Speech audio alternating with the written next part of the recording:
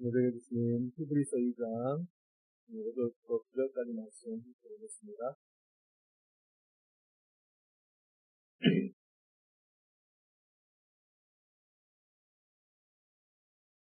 히브리서 2장 5절부터 9절까지 말씀 저는 보여드립니다. 하나님이 우리가 말하는 바 장차 올 세상을 천사들에게 복종하게 하심이 아니니라.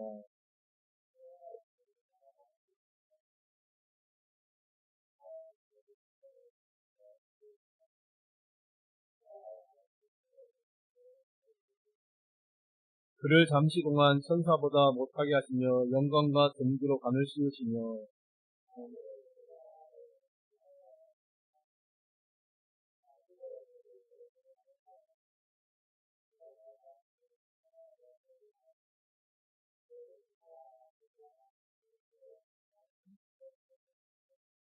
오직 우리가 천사들보다 잠시 동안 못하게 하심을 입은 자, 곧 죽음의 고난 받으심으로 말미암아 영광과 존귀로 관을 쓰신 예수를 보니 이를 행하심은 하나님의 은혜로 말미암아 모든 사람을 위하여 죽음을 맛보려 하시니라. 아멘. 알겠습니다. 하나님, 오늘도 주의 앞에 나아갈 때 그 말씀의 은혜와 능력으로 다스시옵소서. 깨닫게 하시고 보게 하시고 그 능력 앞에 겸손히 순종하는 인내 자녀들 되게 도와주옵소서. 예수님의 이름으로 기도드립니다. 아멘. 할렐루야. 네, 점심 맛있게 드셨죠? 힘이 났습니까? 맛있게 드셨으니까 힘이 났는데 여러분 신앙생활은 어떻습니까? 신앙생활 힘있게 하고 계십니까? 감사합니다. 힘이 나야 되는데 만약에 우리가 신앙생활에 힘이 나지 않는다라고 한다면 어떤 이유가 있을까요? 우리가 평생 신앙생활하면서 언제나 신앙생활을 맑은 이었으면 좋겠지만은 그렇지 못할 때도 분명히 있습니다.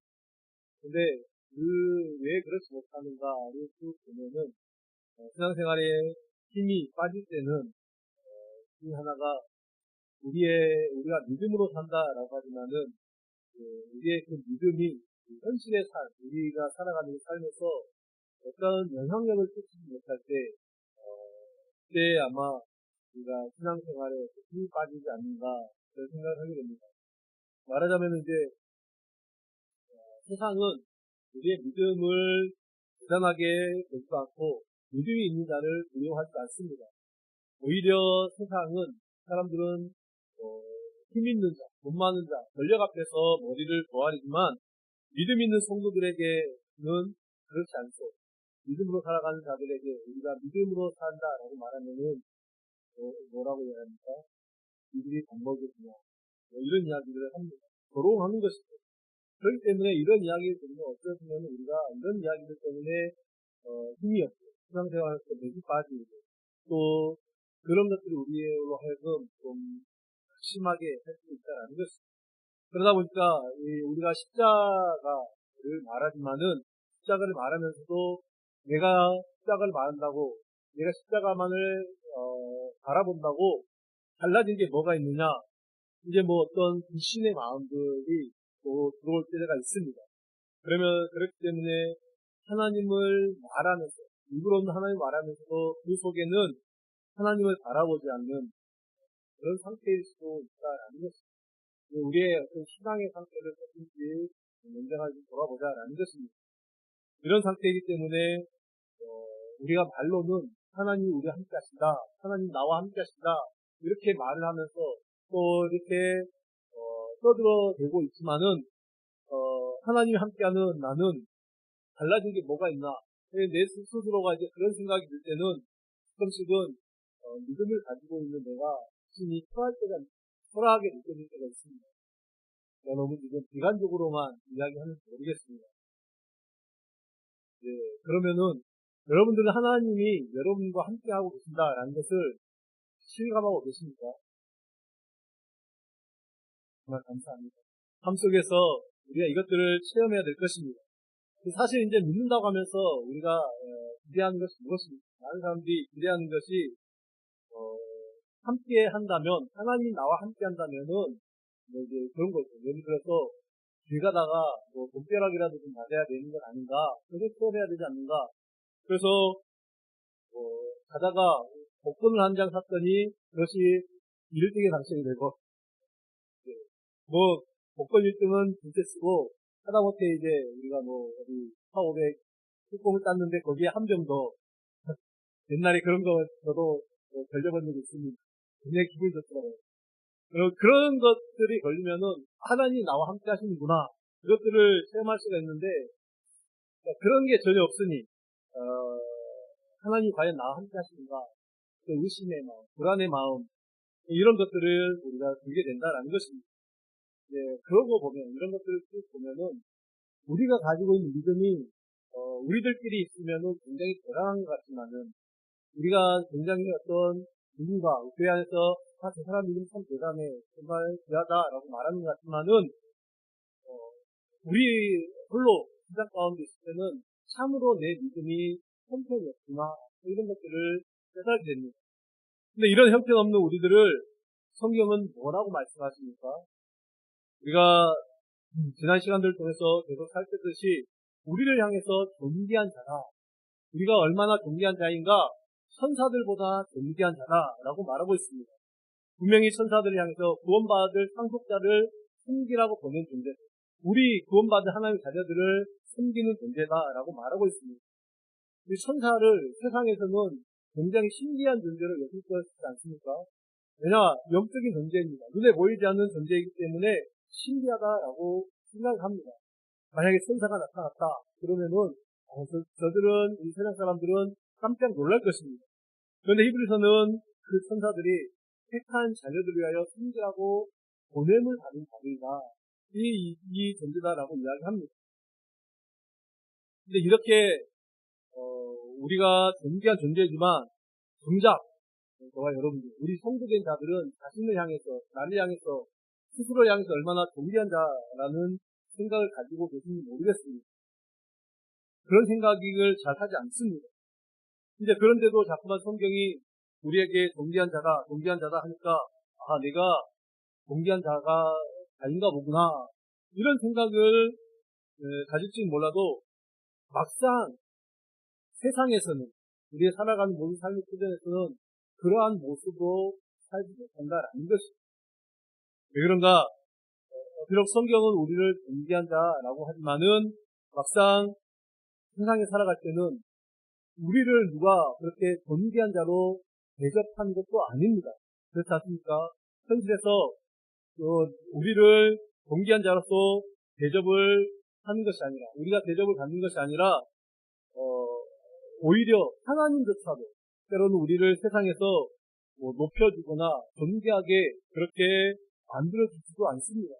우리가 뭐 세상 사람들보다 더 높아지는 것도 아니고요. 그렇잖아요? 또 세상 사람들보다 더 많은 것들을 가진 것도 아니고, 그러다 보니까 결국 우리 스스로가 내가 존귀한 자다라고 하나님께 감사하기는커녕 존귀하든 존귀하지 않든 이것이 무슨 상관인가, 아무런 상관없는 모습으로 그렇게 그런 식으로 살고 있습니다. 왜 이런 말씀을 드리냐? 그러다 보니까, 우리가 그런 모습을 살다 보니까 결국 몸은 교회로 나와서 이 예배 자리에 앉아있을지 모르지만 마음은 주님께로 향하지 않는 그런 모습이 될 수 있다라는 것입니다. 이처럼 몸은 교회로 나오고 또 입술로는 주님을 부르짖고 있지만 그 마음이 하나님을 향하지, 예수님께로 향하지 못하게 되면 어떤 현상이 일어납니까? 그래서 우리가 시간에 말씀드린 대로 우리가 흘러 떠내려갈 수밖에 없다라는 것입니다. 우리가 믿음에서 파선을 하지는 않습니다. 우리가 구원에서 떨어지지는 않습니다. 그러나 이 땅을 살아가는 동안 정말 구원받은 자답게, 그런 하나님의 백성답게 살아가지를 못한다라는 것입니다. 이게 참 너무나 안타까운 모습이지만 오늘 많은 우리 그리스도인들이 그런 모습으로 살아가고 있다라는 것입니다. 그래서 이 히브리서의 기자는 이 잘못된 길, 혹 떠내려갈까 염려하여 더욱 유념하라. 그런 권면을 하고 있는 것입니다. 다시 말하면 과연 우리가 어떠한 존재인지를 구분하면서 분명히 우리는 세상과는 다른 존재다. 하나님 세상 사람들과는 다른 존재다라는 걸 구분하면서 너희들의 그 마음을 예수님께 붙들어 놓기 위해서 힘쓰라. 그래야만이 우리가 예수님께 그 마음을 붙잡고 있어야만이 우리는 떠내려가는 신앙이 되지 않는다. 지금 그 이야기를 하고 있는 것입니다. 예수님이 누구시고 예수님이 어떤 일을 하셨고 그것이 우리에게 어떤 의미가 있으며 또 어떤 유익으로 우리에게 다가오고 있는지 지금 이 히브리서는 이것들을 설명하고 있습니다. 그러면서 우리 성도들의 마음, 우리들의 마음을 예수님께 꼭 붙들어 내고 그렇게 내도록 힘을 쓰고 있는 것이 히브리서에 된 내용입니다. 그래서 히브리서는 다른 거 없습니다. 계속해서 예수님에 대해서 이야기합니다. 예수님이 누구신가? 예수님이 어떤 분이신가? 그 구약 성경을까지 끄집어내면서 구약 성경에서 예수님을 어떻게 예언하셨는가?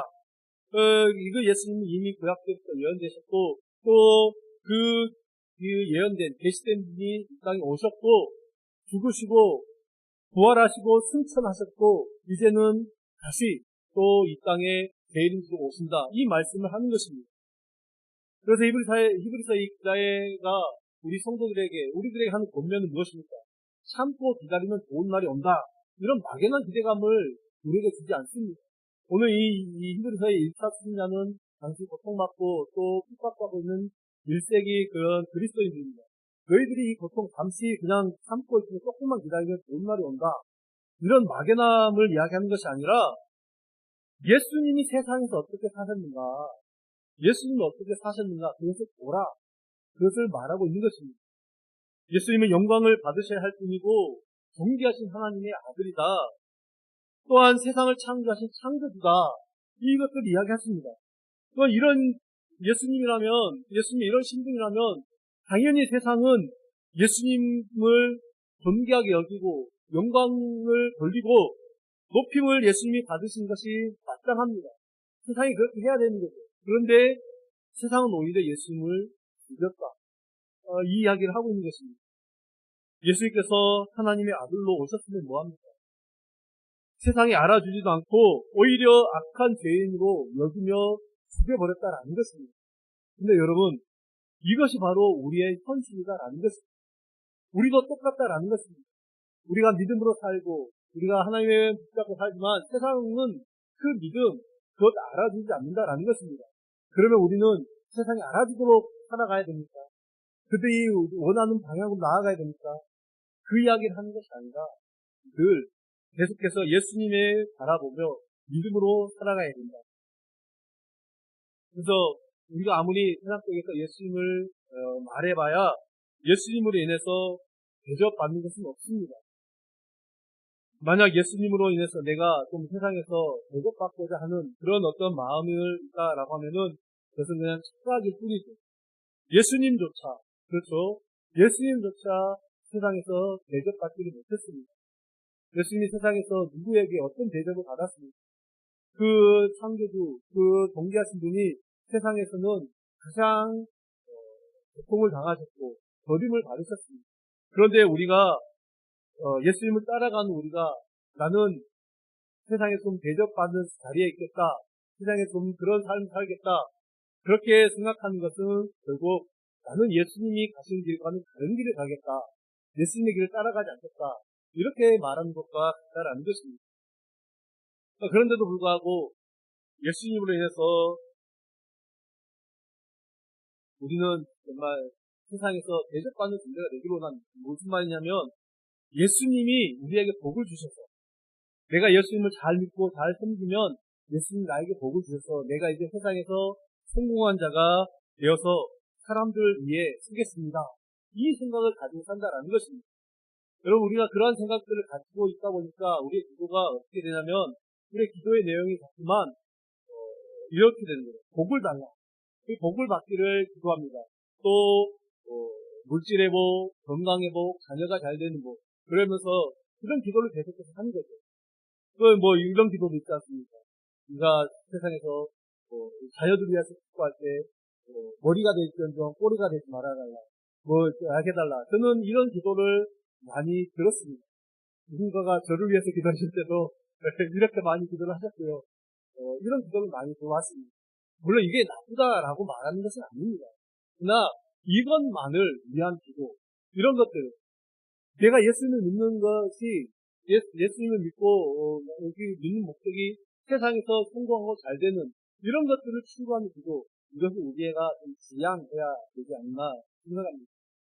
이러한 사람들에게 세상에서 미움을 받을 것이다. 너희가 믿음을 주로 가지고 살아가면 세상에서 미움을 받을 것이다 라는 그 예수님의 말씀, 그 말씀이 귀에 들어올까요? 예수님이 그런 말씀도 하셨어? 이렇게 되지 않을까요? 그렇다면 예수님은 왜 이러한 대접을 받으셔야 했습니까? 오늘 우리 본문 말씀 중에 9절 말씀만 한번 보겠습니다. 9절입니다. 오직 우리가 천사들보다 잠시 동안 못하게 하심을 입은 자, 곧 죽음의 고난 받으심으로 말미암아 영광과 존귀로 간을 쓰신 예수를 보니 이를 행하시면 하나님의 은혜로 말미암아 모든 사람을 위하여 죽음을 맛보려 하심이라. 아멘. 계속 실수 연결되기 때문에 무슨 말인가 좀 헷갈릴 수 있습니다. 여기서 천사들보다 잠시 못하게 하심을 입은 자, 그것은 무엇입니까? 결국 예수님의 고난을 의미하는 말입니다. 여러분, 예수님의 고난을 우리가 생각할 때 예수님이 십자가에 달리셔서 이 비아도로사, 그 골고다 길을 가신 그것만 고난이라고 생각하시면 안 됩니다. 예수님의 고난은 전생애가 다 고난입니다. 예수님이 아무리 좋은 곳에서 태어나셨든들, 만약에 예수님이 왕궁에서 태어나셨든들, 이 하나님이 사람이 되신 것 그 자체는 고난입니다. 아무리 예수님 이 땅에서 잘 먹고 잘 주무시고 이렇게 살았다 할지라도, 아무런 부정하고 살았다 할지라도 그 자체가 고난입니다. 그러니까 천사들보다 잠시 못하게 하신 입은 자, 이것은 이 땅에 살아가시는 동안 예수님이 받으셨던 그런 모습입니다. 하나님의 아들이 사람의 몸으로 세상에 오시고 그것도 모자라서 십자가에 죽으신 것이 바로 이 천사보다 못하게 하심을 입은 자라는 것입니다.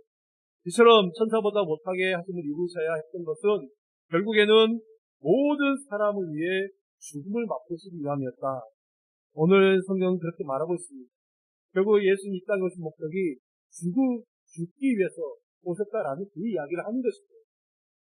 여러분, 애당초 죽음은 하나님이신 예수님에게는 상관이 없는 것이 죽음입니다. 오직 죄를 범한 인간이 받아야 될 벌이 죽음이었습니다. 그런데 그 인간의 몫을 예수님이 대신 짊어지신 것입니다.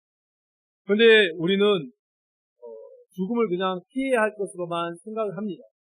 죽음에서 내 자신, 우리 인간의 죄를 보기보다는 불행이구나. 죽음을 통해서 불행한 일을 겪었다 라고만 그렇게 생각한다라는 것입니다.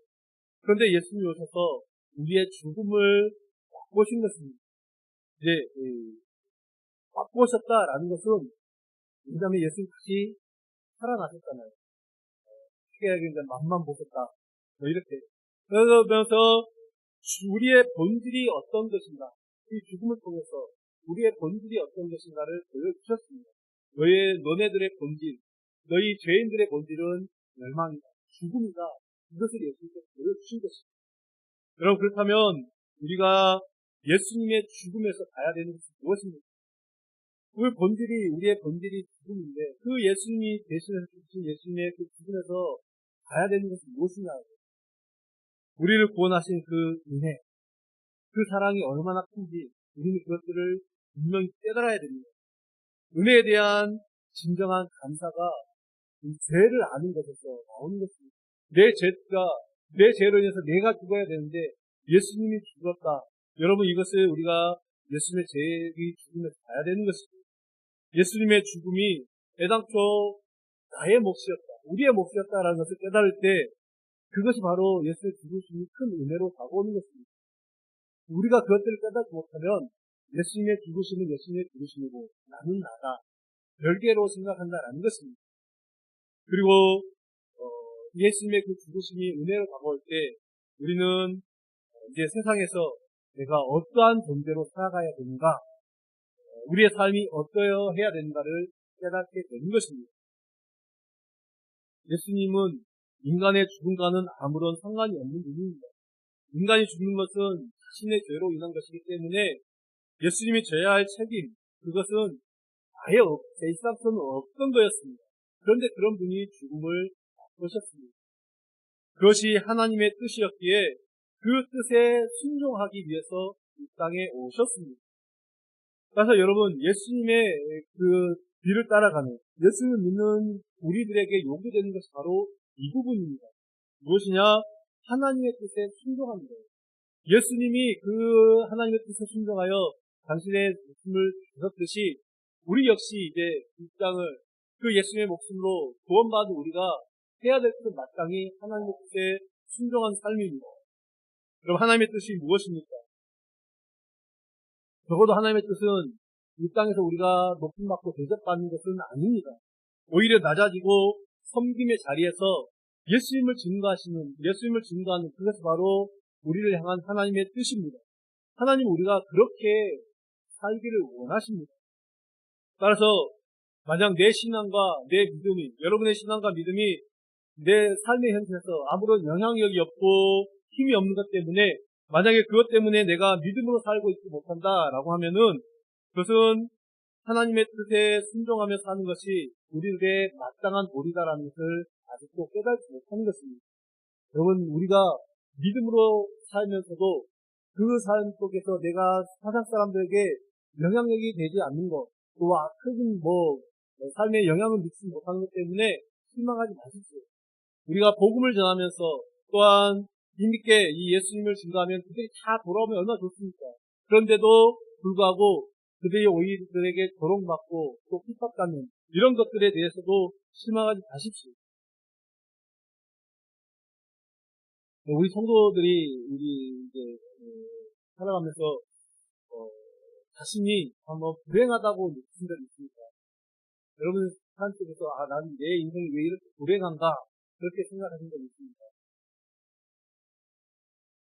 요즘에 많은 현대인들이 살아가면서 불행하다라고 그렇게 생각하는 사람들이 많더라고요. 과거보다 더 많다라고 생각합니다. 과거에 못 먹고 다 이렇게 못 살고 이럴 때보다 오히려 지금 더 풍족한 이때에 더 불행하다고 느끼는 게 많은 것 같습니다. 왜 그런가 봤더니 소유의식 때문입니다. 과거에는 너나 나나 다 없고 다 못 사니까 그런 사람들을 보니까 이제 나는 불행하다라고 그런 생각을 잘 못하는 것 같습니다. 그런데 이제 이 빈부격차가 심해지고 그러다 보니까 누군가는 많은 것을 누리고 가지고 있는데 나는 그렇지 못하다 보니까 갖고자 하는 욕망은 아주 많은데 가지지 못한, 가져지는 것이 없으니까 이제 그게 불행으로 다가오게 되는 것입니다. 그리고 이것이 비기독교인들에게서만 나타나는 현상이 아니라 예수님을 믿는 그리스도인들에게서도 이런 현상들이 나타나는 것을 보게 됩니다. 그리고 이것 때문에 내가 많이 가지지 못하고 내가 불행하다고 느끼는 것 때문에 신앙에서도 멀어지는 그런 경우가 비일비재한 것을 보게 됩니다. 문제는 이제 믿음 있다고 하는 사람들까지 이렇게 이런 모습으로 살고 있다는 것이죠.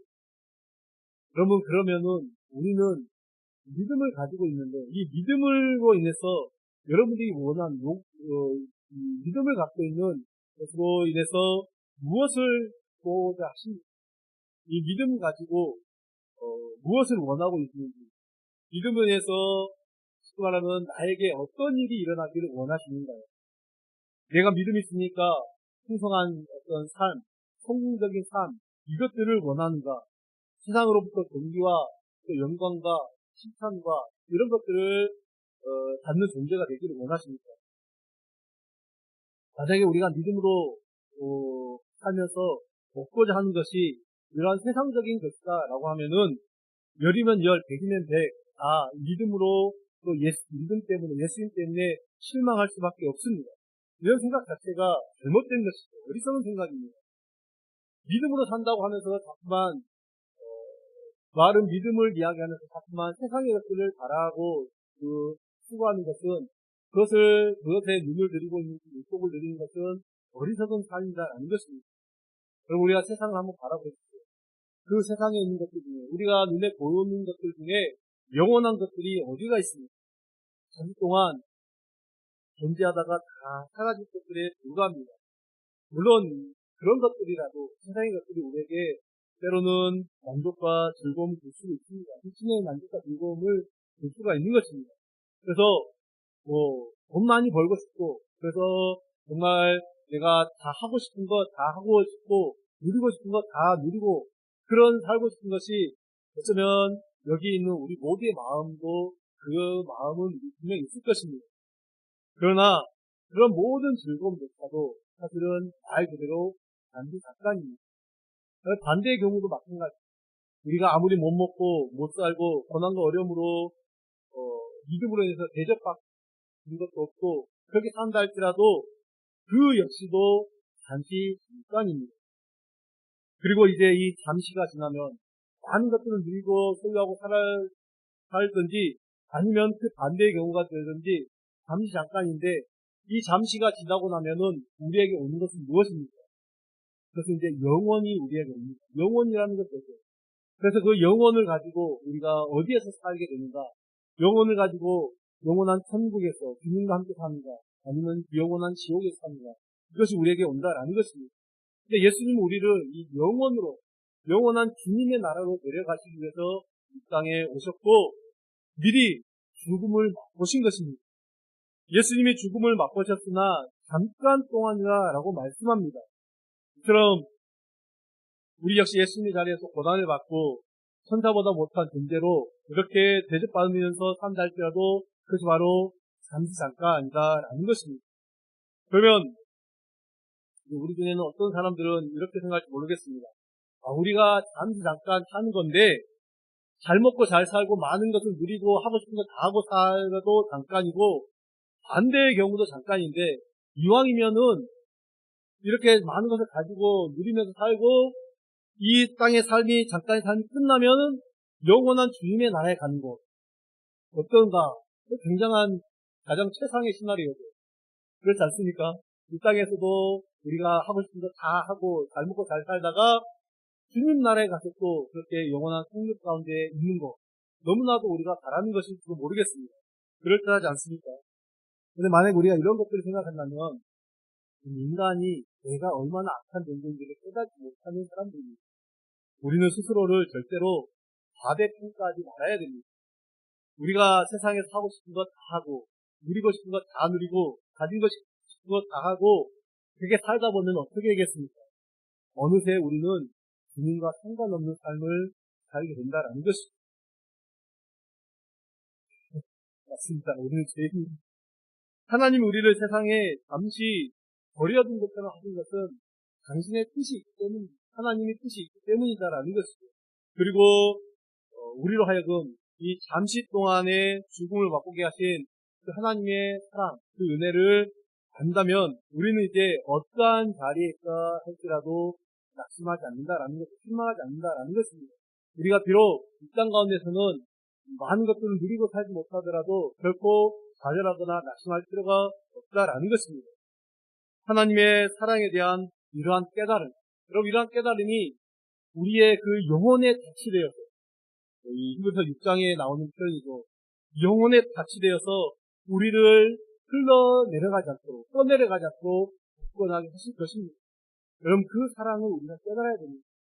잠시 동안 죽음을 맛보신 그 주님의 사랑 왜 죽으셔야 되는지 그 사랑을 우리가 깨달아야 됩니다. 그러므로 지금 나의 현실, 자신의 현실을 바라보면서 하나님에 대한 어떤 원망, 어떤 의심 이런 것들이 여전히 있다면은 잠시 죽음을 맛보신 그 예수님을 우리가 깊이 바라보시길 바랍니다. 하나님의 아들이 왜, 무엇 때문에 죽음을 맛봐야 되는지를 우리가 묵상해야 된다는 것입니다. 사랑하는 여러분, 예수님께서 이 죽음을 맛보신 것, 십자가에서 달리신 것, 오늘 나에게 무엇을 말하고 있는지 우리는 깊이 묵상하시길 바랍니다. 그리고 현실에서 우리가 뭔가를 소유하고 또 뭔가를 누리는 것에서 하나님이 나를 사랑하시는구나.